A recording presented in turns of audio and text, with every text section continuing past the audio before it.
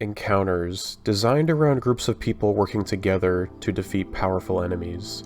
It has been a source of great frustration and great triumph for many years. What design decisions are made to create an experience that is both unique and memorable? What focus is placed on the many aspects used to bring the whole experience together? The ceaseless discussion of proper encounter design has been a fascination of mine for many years that I wish to explore deeper. I have had many years of experience on and off playing World of Warcraft at a respectable but not incredible level, and I have completed several Savage and Ultimate raid encounters inside of Final Fantasy XIV. I have accomplished both in various roles, and I believe that I may assist in providing some nuance to the comparison conversations that get made about both of these titles. Make no mistake, I am not the first to attempt this. Viewers are encouraged to watch Oh Shizzle on YouTube for another perspective of a player with experience in both games. What I want to do is to provide my observations and determine what they suggest about these games' design philosophies in team-focused endgame encounters, because this topic has been an endless source of discussion and debate, and usually people are basing their opinions of both games on their experience in only one of them. We can use the differences these games have decided and try to decipher what future games may pull from both to create a more holistic experience, like the much anticipated Riot MMO, whenever that eventually comes out. This is not a series about which game is better or which game should you play. It's really just an excuse to create and discuss, and hopefully someone will find it informative and useful. These games and the genre that they are in also offer a wide array of ways to engage within their worlds, and focusing on this one aspect is but part of a whole game experience. This aspect just happens to be a hyperfixation of many players, myself included. Please also keep in mind that although I have tried my best to keep the description of things truthful and concise, this genre and these topics are exhaustively complex, so I apologize in advance for any omissions or mistakes. It is going to be extremely difficult to follow along with these discussions if one does not have an understanding of the linguistics used in both games. I will put on screen some definitions of terms that will be abbreviated and repeated throughout the discussion. Please feel free to pause and read if any terms may not be understood later on. It is difficult to discuss the design of raiding roles without understanding how group size and flexibility affect the raiding metagame. Large groups enable more unique combinations of specializations, which permits for more creativity and frustration in equal measure. Smaller groups have less issue with organization, with a much more rigid structure to follow. World of Warcraft's most challenging raid mode has a set limit of 20 players. Its lower difficulty modes have a flexible scaling system which permits anywhere from 10 to 30 players, making encounter damage and health scale linearly with the amount of players. There are a set 2 slots that are reserved for tanks, regardless of group size. The amount of damage dealers and healers goes up with raid size, with a healer being added for every 3 to 4 damage dealers. This makes WoW's mythic raids have a lineup for any given encounter of 2 tanks, 13 to 15 damage dealers, and 3 to 5 healers. There are even some rare encounters which warrant a 3rd tank as well, but they are outliers. By comparison, Final Fantasy raiding at all difficulties has a set 8-player lineup. There are always 2 tanks, 2 healers, and 4 damage dealers. Deviating from this lineup is reserved only for players attempting to perform contrived challenge runs, like solo healing a current raid tier. This situation of World of Warcraft having the larger but more freeform option, and Final Fantasy having the smaller and more reliable option, is a trend that permeates down into most facets of both games' designs. This will be touched upon several more times going forward. When discussing games like WoW and FF in the MMO space, the word commonly used to describe the sequence of abilities a player uses is a rotation. The word evokes the thought of a sequence that begins, ends, and repeats. Tanking, healing, and damaging sequences that players do throughout an encounter can all be considered rotations. Yet it is important to understand that these rotations are not necessarily always the same.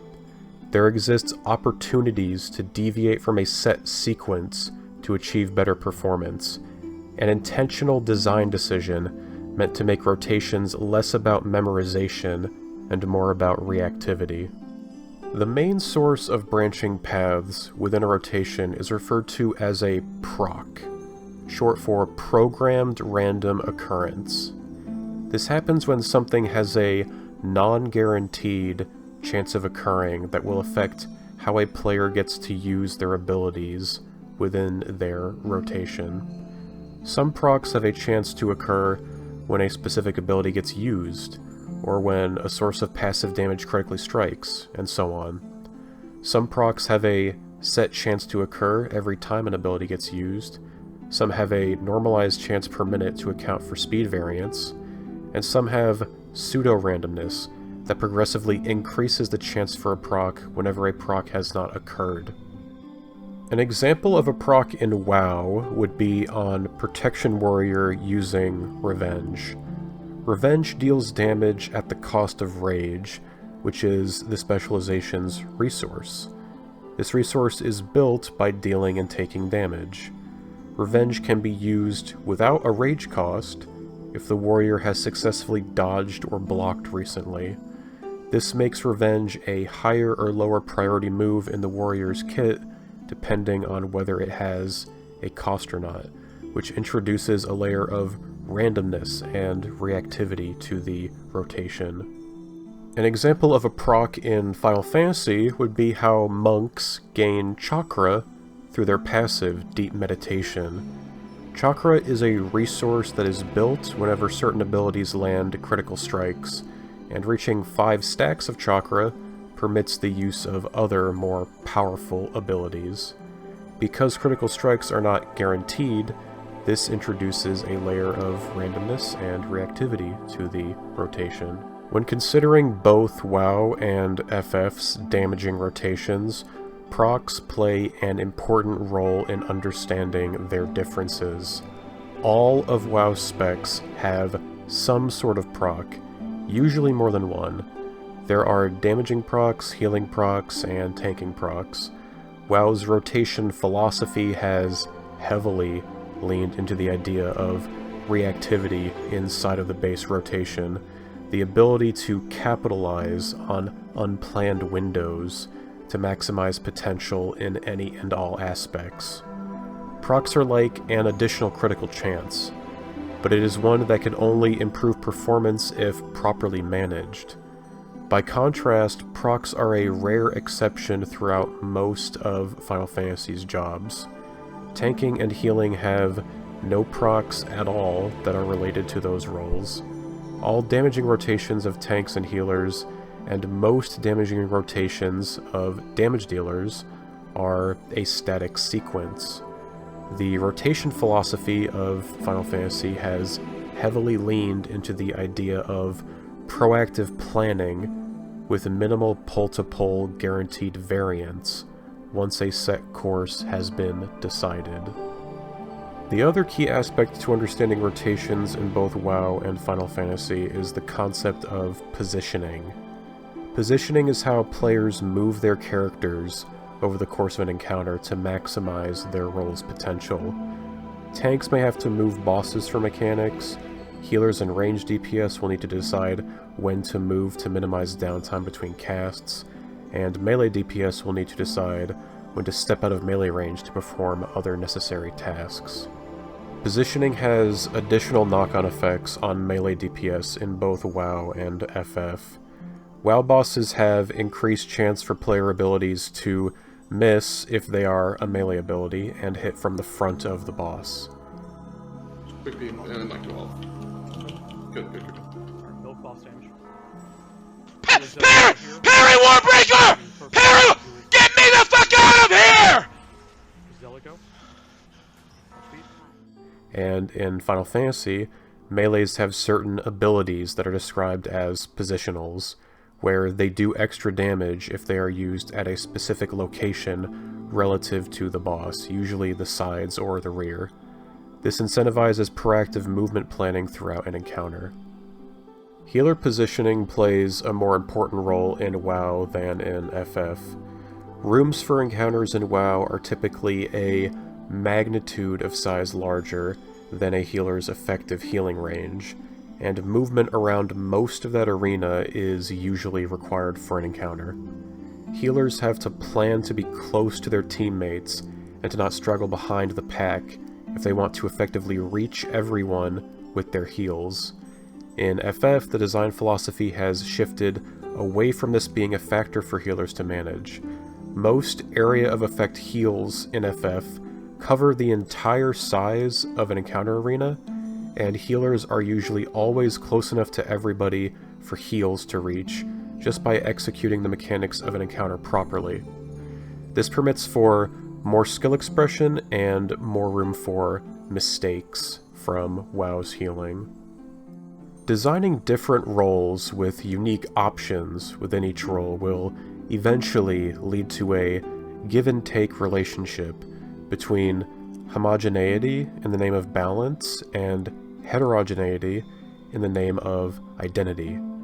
No difference between WoW and FF's design philosophy is as disparate as this one concept. Unique design between classes can be expressed through various avenues. Several will be discussed, but there are always going to be many more factors at play that will not be mentioned here. A role niche is when a specific spec in a given role has the ability to perform something both useful and unique to that spec. Tank mitigation niches, healing profiles, and damage profiles are examples of this. Certain tanks can outperform others at certain aspects of tanking. Healers may be better equipped to deal with certain types of damage events to keep the group alive. Damage dealers may have cooldowns and rotations, which lend themselves to performing better in certain timing windows, enemy quantities, or movement requirements. WoW is a game that has a long and varied history with design around role niches. The game has gone through various pendulum swings between the mantras, "Bring the player, not the class," and "Bring one of everything." The game currently resides closer to the latter condition, with the vast majority of specializations across all roles offering some specific niche that can only be filled by them or just by a few more specs besides them. Every tank and healer has a kit that has definitive strengths and weaknesses that are different from the others within the same role. Damage dealers have every kind of damage profile, from distinct 3-minute burst windows to 2-minute burst windows to flatline damage, as well as extraneous systems that add more potential for variety on top of those base designs. These come in the form of tier set bonuses and talent trees. Tier sets are collections of 5 armor pieces unique to each raid tier. Wearing a combination of 2 or 4 pieces from the same tier unlocks a bonus effect that is unique to each specialization, which may permit specs to perform better in areas they otherwise would not. Talent trees are branching paths where points are allocated to choose between different passive and active abilities for the specialization. These permit specializations to fit multiple different niches between encounters. All of this culminates in an extremely dense and complicated system with more moving parts than most players care to consider. Optimal combinations of roles, specs, talents, and more are always appearing that are more powerful than designers could have possibly anticipated. The variety in this system inevitably leads to there being big winners and big losers from raid tier to raid tier. Some specs become overpowered and desired, while others become comparatively weak and shunned. Now, Final Fantasy has taken this philosophy in the opposite direction. What each unique job can do in each role is extremely limited. Every tank has, for example, one short cooldown mitigation, one 90-second mitigation, and one 120-second mitigation, as well as one invulnerability.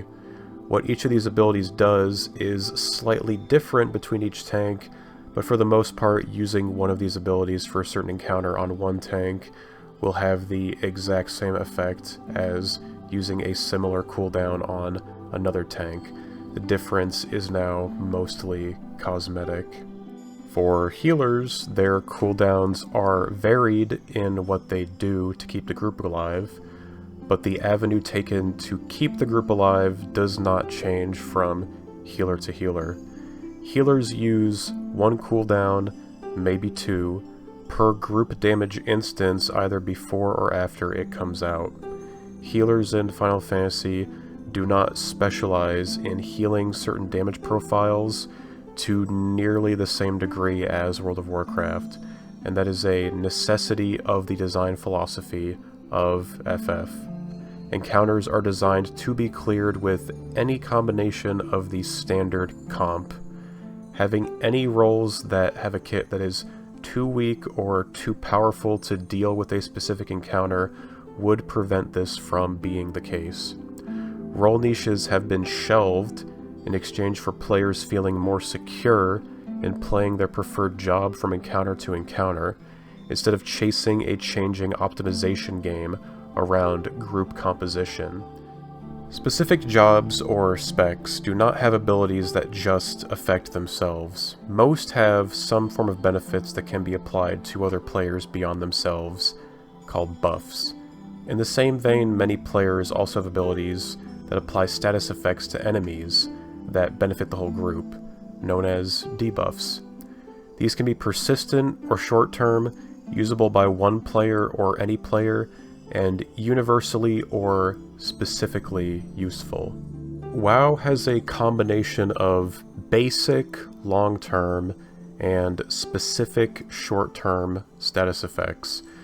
A warrior can apply Battle Shout, a 30-minute buff to everyone, which improves melee attack power by 5%.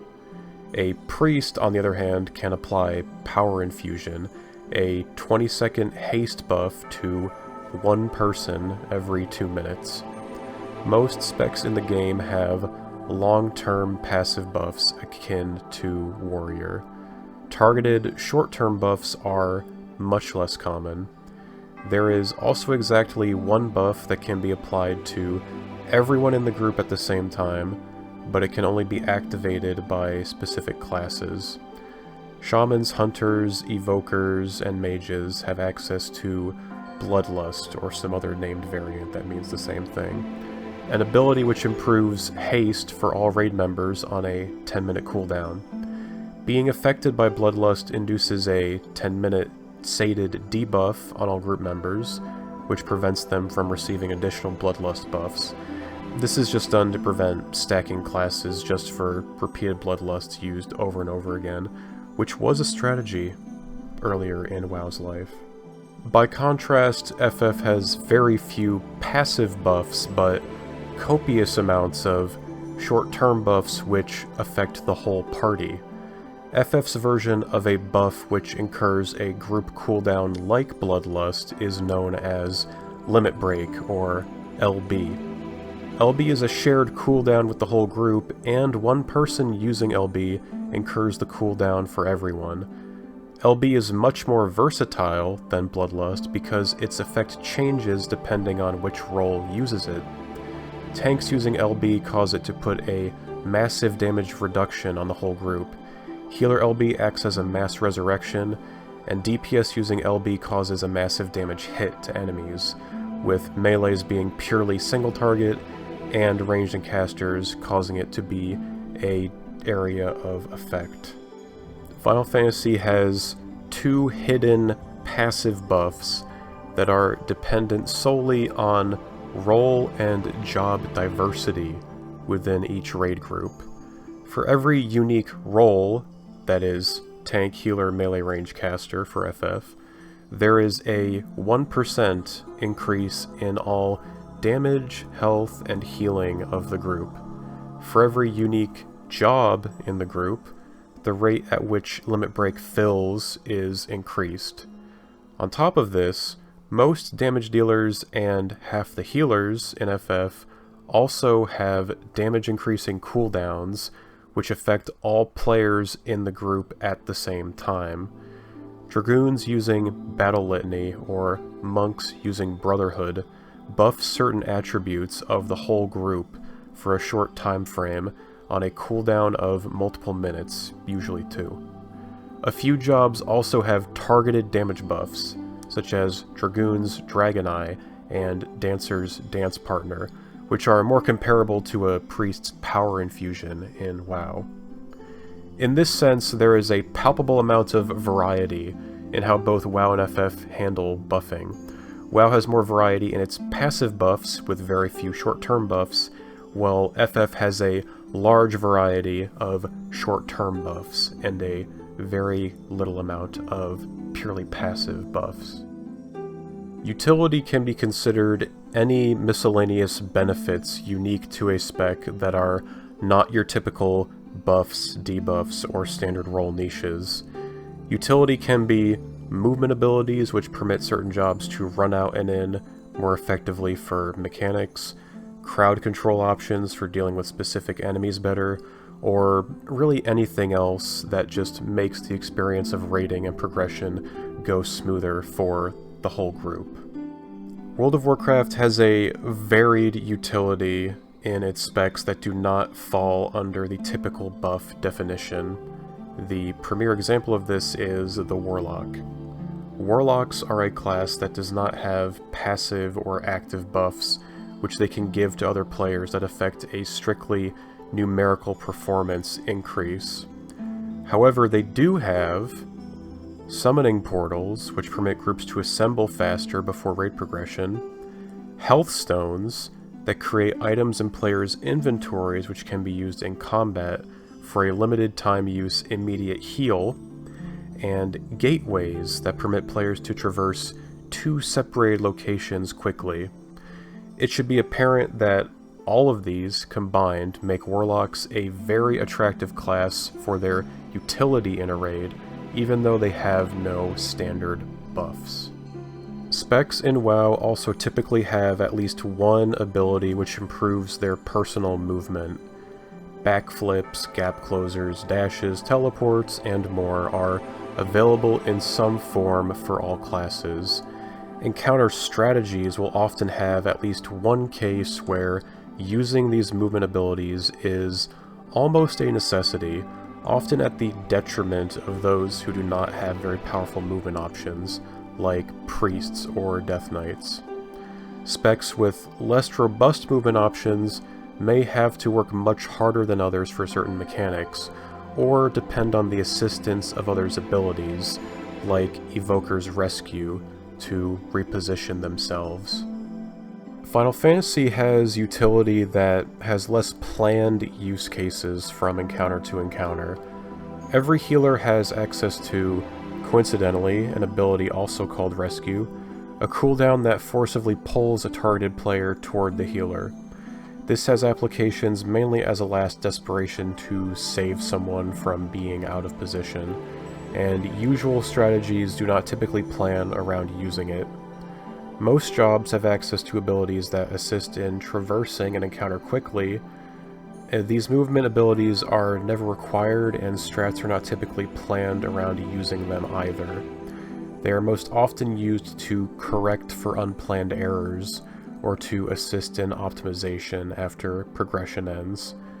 The main difference for Final Fantasy is that there is utility that is meant to be used as a backup when things go wrong, whereas World of Warcraft has a wider variety of utility that typically has strategies proactively planned around using it.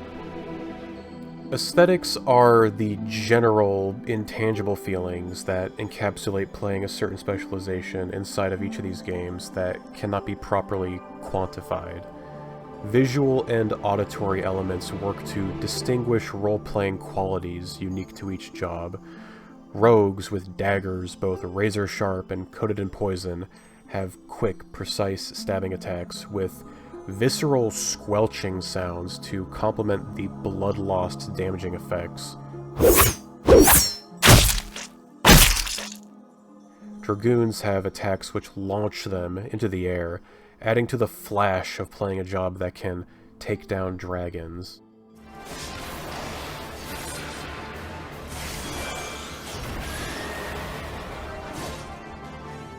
This aspect of class design often goes unnoticed by high-end players in most games.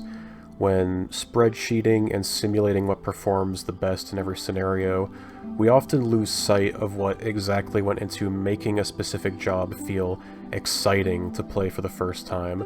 Aesthetics are an aspect of character design that has seen similar levels of polish between both WoW and FF, with FF aesthetics being more grandiose, and WoW's being a little bit more subtle. To summarize, WoW and FF have separated design philosophies in spec and job design, which have enabled them in turn to focus more or less on other aspects of encounter design. It is important to remember that this design is not done by itself, but as one part to a greater picture.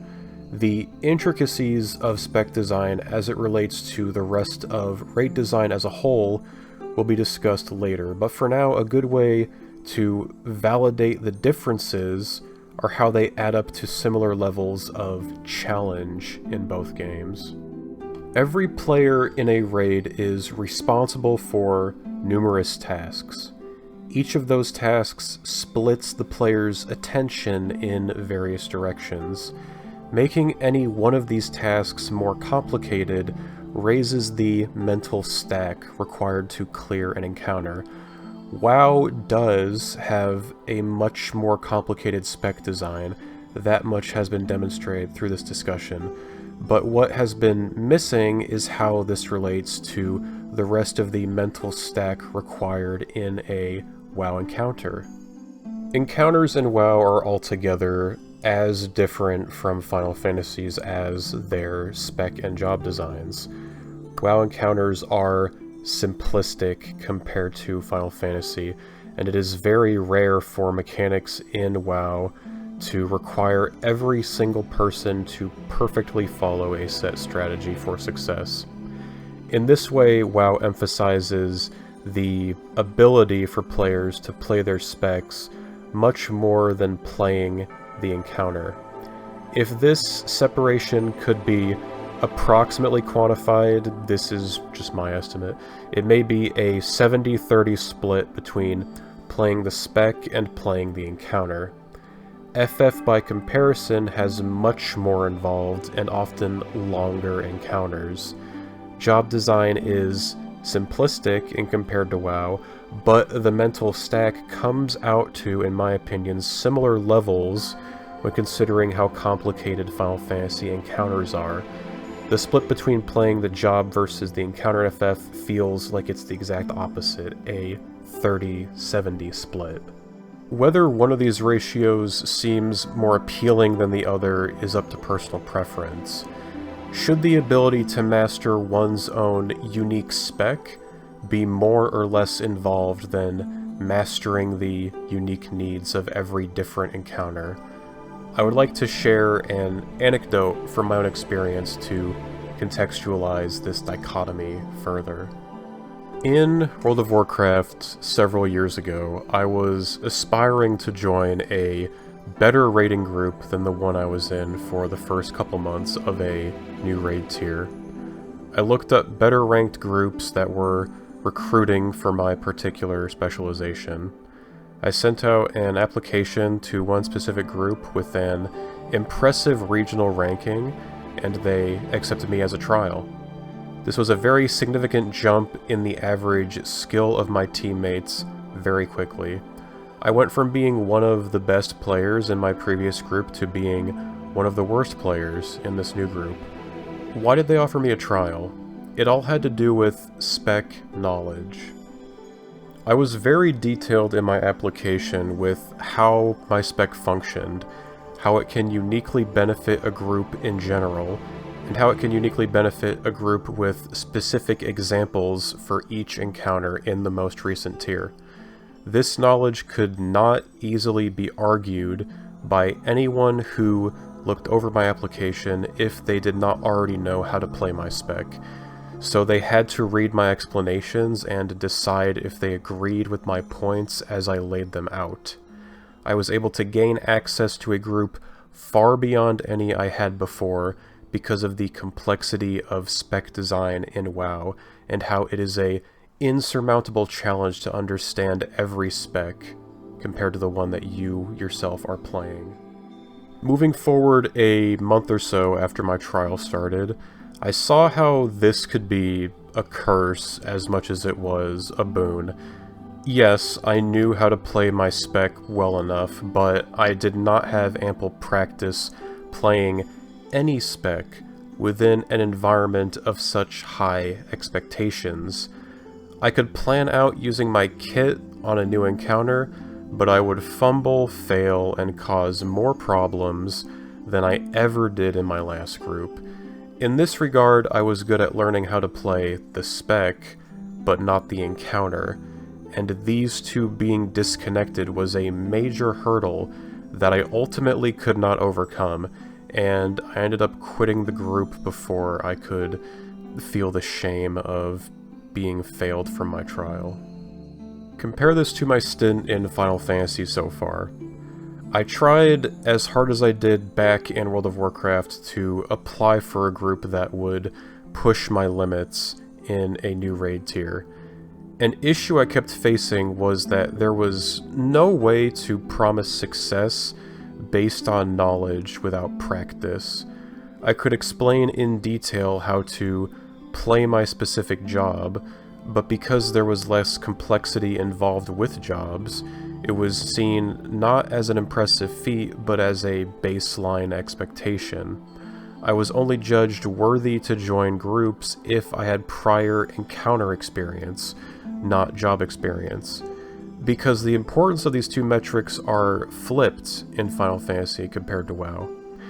In this regard, applying for groups in FF feels a lot more honest, meaning that you can better certify through experience that you may perform well going forward, but you cannot instill faith in your teammates without it. WoW is full of people who break that mold, who join much better groups than they ever had prior experience in because of their mastery of a more personal journey. But then there are cases like mine, people who fly too close to the sun and inevitably get burned. There are more success stories and more tragedies, a tale of extremes instead of security. As more comparisons are made between these two games, this thematic difference will rear its head time and time again. Next time, we will discuss more in depth how encounters are designed and how both games have carved out their niches through emphasizing different features of encounters, enemies, and the tools used to defeat them. Encounter design and spec design are interlinked, and how one dictates the design of the other is inevitable. I do hope that you've enjoyed watching and that you've found some form of this discussion entertaining or at the very least interesting, and thank you very much for watching.